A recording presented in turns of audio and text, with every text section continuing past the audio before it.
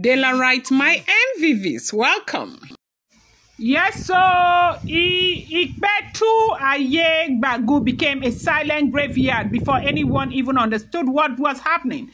Those elders that ran there, those same elders who believe in their heart that Ogünjãyi could never cross into that town, those same men who were boasting as they escaped Ife, those elders never even saw the morning properly. They reached Ipetu Ayegbagu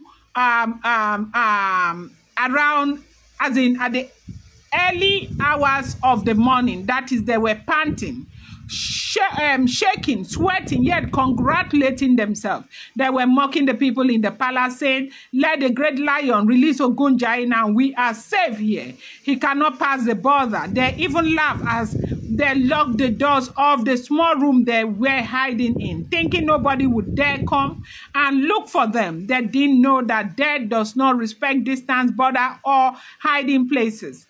I told you yesterday, they said there is a town, an ancient town that is called Ipetu Ayegbagu. Maybe I'm not spelling it, I'm not pronouncing it well. It's Ipetu, like Ketu, then Ayegbagu, right? There's this small border town where they said Ogünjãyi does not smell, like Ogünjãyi cannot enter that place. The reason is because of an ancient war that happened that had something to do with Ogünjãyi and all of that. And from that time, Ogünjãyi was completely banished spiritually from that village. And it is something that has been believed from that time up until now. So they said some elders, even those ones that were arrested, those 13, they were heading towards that place. But some had already left.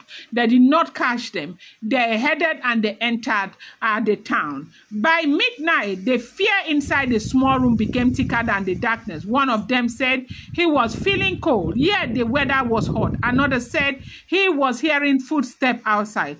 The others among them shouted at the others to stop shaking. He said they had escaped, nothing could happen again, that the worst was over. But deep inside, even he knew his chest was not beating normally. He kept rubbing his hands together like something or someone was waiting for judgment. Around 2 a.m., the youngest elder suddenly stood up. He told them he couldn't breathe.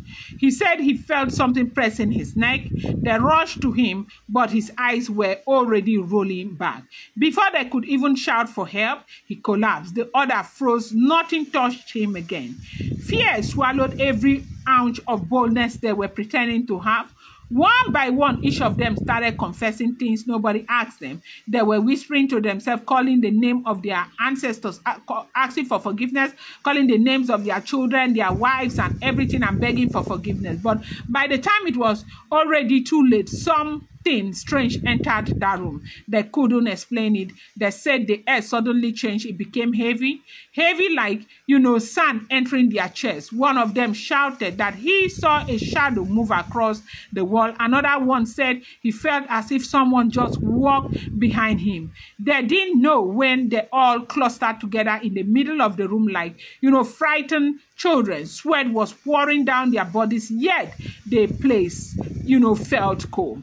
By 4 a.m., another elder fell. He grabbed the table, dragged down one chair, and before anybody could lift him, he stopped breathing. The remaining elders didn't sleep again. They sat down, wide awake, praying in low tones, shaking their legs uncontrollably. When the first crow of the cock sounded outside, the elder among them stood up and said he was going out to breathe fresh air. He opened the door halfway and froze. What he saw made his legs weak. Right in front of the building, lying flat on the floor, were the same 3 elders who ran ahead of them earlier. Their eyes were open, staring in the sky. Their mouths were slightly, parted like people who tried to shout but couldn't. They were gone just like that. The leader stepped back, closed the door, and told the others, "We are finished." His voice was shaking, not because he wanted to sound dramatic, but because the fear was not was now controlling his entire body, they all stood up and pressed their back against the wall as if standing there would have them free forever.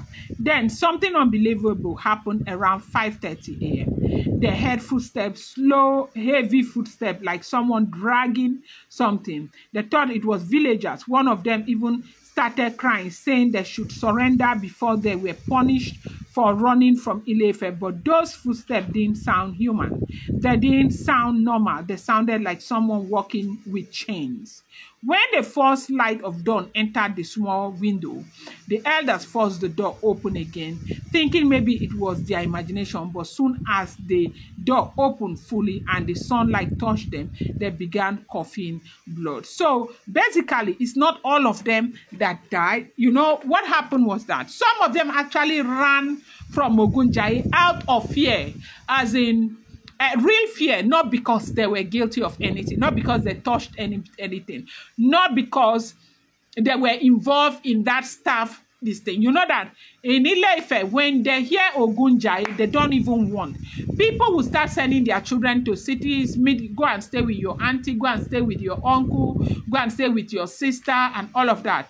Wives will go to their family homes. Husbands will find a place to take cover. A lot of them don't like it. But you know, when we talk about Ile-Ife, we're talking about the traditional people. Ile-Ife, there are two sets of people in Ile-Ife. There are people who are not the traditional sets of people. Those ones who are Christians who go to church, and the ones who are pagans who believe in those their traditional things. So, among the people who ran to that village, some of them survived, but some did not survive. The ones that survived were the people who genuinely ran out of fear to go and enter that village, thinking they will be covered there. And, you know, those ones, in fact, some of them were inside that hut with the ones that were killed. Ogünjãyi entered there, pied them, but did not touch others. The thing about it that they know and they have always known is that if you are innocent, it's not coming for you. It has no business with you. It doesn't even want to have anything to do with you. Like, you can be there sleeping. He will come and carry the person, finish the person that he wants to finish. As long as your hands are clean, you have not done anything wrong, or the message that they sent him to go and act upon, you have nothing to do with it. Ogünjãyi will not touch you. That was exactly what happened. They said the remaining ones, they started running inside the village. And do you know that the village that they ran into, situations like this, you're supposed to go through the king and, you know, let them know. And some of them who have relatives in that village that prepared huts for them, places for them to stay. It's not as if the village welcomed them into the village. It was in the morning when, you know, bodies were all over the place that they found out that, look, this is what has happened in Ile-Ife. People ran into their town. Now, they have to start performing rituals to watch. In fact, it's a whole lot. But I'm going to bring you more update. Do not forget that these are all alleged, rumored, unverified information making the rounds on social media and should not be seen as fact.